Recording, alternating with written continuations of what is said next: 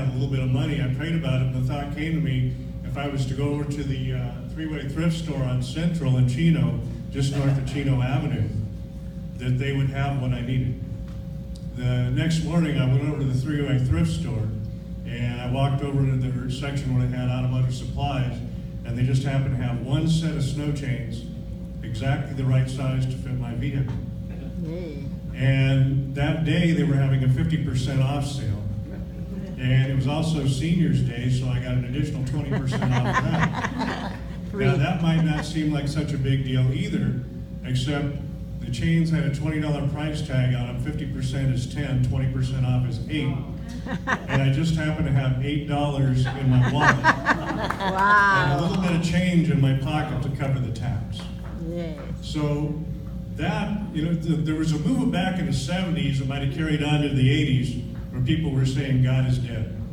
I'm here to tell you he's very much alive and well. Amen. Amen. People were also saying the age of miracles is past. That only happened in the Old Testament or when Jesus was here performing miracles.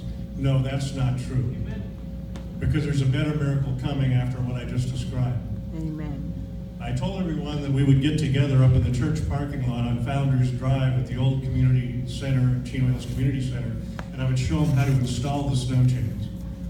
So I showed up there, and some people were a little bit late. While we were waiting for everybody to show up, I became involved in a conversation at the back of an SUV. And one of the ladies that was there was talking about how they had suffered from major depression for years. I also suffered from major depression for years. At one time, I was taking 3 different medications. I've actually been hospitalized for depression. I listened to the conversation, and that person told me how when the pastor and his wife laid hands on that person, how they felt warm inside and the depression was relieved, and they never suffered from depression again. Well, when we were packing all our things up to go up to Lake Arrowhead that weekend, I forgot to pack my medication. I got there and discovered I didn't have my medication for depression. What was I going to do? Okay, well, I'll be okay. I'll take it when I get back. But when I got back from Lake Arrowhead, I wasn't suffering any of the symptoms. And I got up the next day and said, well, I'll get up tomorrow morning and I'll take my medication. Well, I got up the next day and I forgot to take it. And the next day I forgot to take it. And a week went by. I kept forgetting to take my medication for depression.